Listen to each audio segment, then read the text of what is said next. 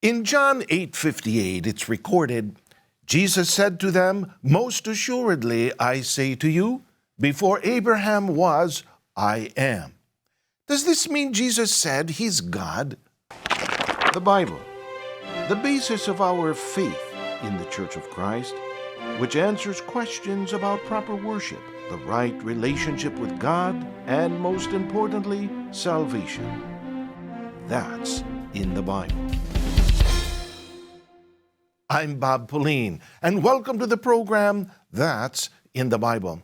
You know, dear friends, some believe that Jesus taught that he is God in John 8:58, but we here in the Church of Christ, we do not believe that. Why not? Let's delve into this together. We received these comments and questions on YouTube regarding this topic. First was, please help me to ask him about John 8:58. Before Abraham was, I am. Thank you, Kamsi. Kamsi was not the only one, though, who had a concern about what's recorded there in John 8:58. Let's read another YouTube comment which reads, before Abraham was, I am. So Jesus seems to think he was Jehovah. See John 8:58. That's good enough for me. Let's find out together first what is actually written in that verse, John 8:58. So let's go to it, and together let's read that. John 8:58. Jesus said to them, "Most assuredly I say to you, before Abraham was, I am." So let's first state the obvious, which is that the verse does not say that Christ is God. And as we learned, dear friends, from previous lessons, we're not allowed to just inject our own opinion. So let's frame our response then around these two main concerns. Christ's phrase, before Abraham was, I am, allegedly means that he existed before Abraham, and others use this then as evidence that Christ is therefore God. So our first question will be, in what way is Christ before Abraham? And the second interpretation that many have is that by Christ saying, I am, he allegedly is saying he is God. Because God said, I am, in Exodus 3:14. So our second question then is to be this. Is the I am that Christ said the same as the I am that God said? To begin with, what then did Christ mean when he said, before Abraham was, I am? Now, we cannot go along with the interpretation that he existed as a person before Abraham. Why not? Because the Bible doesn't teach that. It does teach, however, that Christ is Abraham's seed. And that's recorded in Galatians chapter 3, verse 16. Consider then, how could Jesus Christ have lived ahead of Abraham, since he is Abraham's seed or Abraham's descendant? So clearly then the YouTube commenter's understanding is in error. So what then did Christ mean? In what manner was he before Abraham? We turn to the writings this time of Apostle Peter. In 1 Peter 1:20, the Bible says, Christ was chosen, destined, foreknown, before the world was made. The Bible explains that Christ is ahead of Abraham, not as a person, but in God's plan of creation. Christ was already chosen, already destined, foreknown, planned by God, even before the world was made. So, since Christ was already in the mind of God even before the foundation of the world, but did not yet physically exist, when did God's plan to create Christ finally happen or come into fulfillment? For that, we turn to the answer of the Holy Bible, and that's recorded in the book of Galatians, chapter 4, verse 4, when it says, "But when the fullness of the time had come, God sent forth his Son, born of a woman, born under the law." So only then, dear friends, when Christ was conceived and born of a woman named Mary, did he then come into existence as a person. Christ was the very first in God's plan of creation, yes, though he was not the first to be created by God. It's therefore in this biblical context that Christ's statement, "Before Abraham was, I am," should be understood.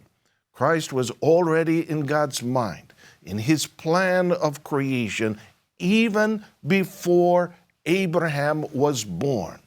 So clearly, he was before Abraham in that sense. Now, does the fact that Jesus was foreknown or was chosen by God before his birth mean that he was personally present with God since the beginning, and therefore part of God or God the Son? Absolutely not. But why are we so sure about that? Consider, that's not even the only recorded instance of God planning or speaking of someone before they were born. For example, the prophet Jeremiah was already chosen by God before he was born. That's recorded in Jeremiah chapter 1, verse 5. But it does not mean, of course, that he had already existed with God. If then Jeremiah would not be considered God, of course, nobody would consider Jeremiah God, because of his existence being foreknown by God, why then would anyone then assume the same thing about Jesus? In fact, dear friends, even Christians were already chosen by God even before the foundation of the world. Where can we see that? Let's turn and let's read that. In Ephesians, the book of Ephesians, chapter 1, verses 4 and 5, it reads this way: "Just as he chose us in him before the foundation of the world, that we should be holy and without blame before him in love, having predestined us to adoption as sons by Jesus Christ to himself, according to the good pleasure of his will." Therefore, dear friends, to insist then that Christ is God because of such foreknowledge would be also then to assert that all of us as Christians are God's as well. And of course, that's absurd. So let's now address the other argument. Some are interpreting that by Christ saying the words, "I am," he allegedly is saying he is God, because God said, "I am," in his as he was expressing his name in Exodus 3:14. So let's find out what is really written in that verse, Exodus 3:14. "And God said to Moses, I am who I am. And he said, Thus you shall say to the children of Israel, I am has sent me to you." So here people then simply draw the wrong conclusion that because God said, "I am," and Jesus said, "I am," in two very different instances, that means Christ and God are one and the same. Is this interpretation the correct way to understand these verses? Now, if we will go along with the reasoning of some that Christ is God because he said, "I am," then we once again run into a contradiction within the Bible. Because Christ is not the only one who said, "I am." In John chapter 9, verse 9, we can read what the formerly blind man said when people questioned who he was. Let's read his response in chapter 9, verse 9. "Some said, 'It is,' but others said, 'No, he just looks like him.' He said, 'I am.'" Now, does the fact that the formerly blind man said, "I am," mean that he is God? Of course not. In fact, even Apostle Paul would then have to be given consideration as God because of what he said when describing himself in 1 Corinthians chapter 15, verse 10. By the grace of God, I am what I am. We are starting to see here, dear friends, that this simple line of reasoning used by some to prove Christ is God is a very, very weak argument. A person describing himself by merely using similar words that God used does not make that person God. So in the YouTube comment, when we read, "So Jesus seems to think he was God," that would be a wrong interpretation of what Christ said, of course. So to review, or let's say to summarize our discussion, let's answer the questions posed earlier. In what way is Christ before Abraham?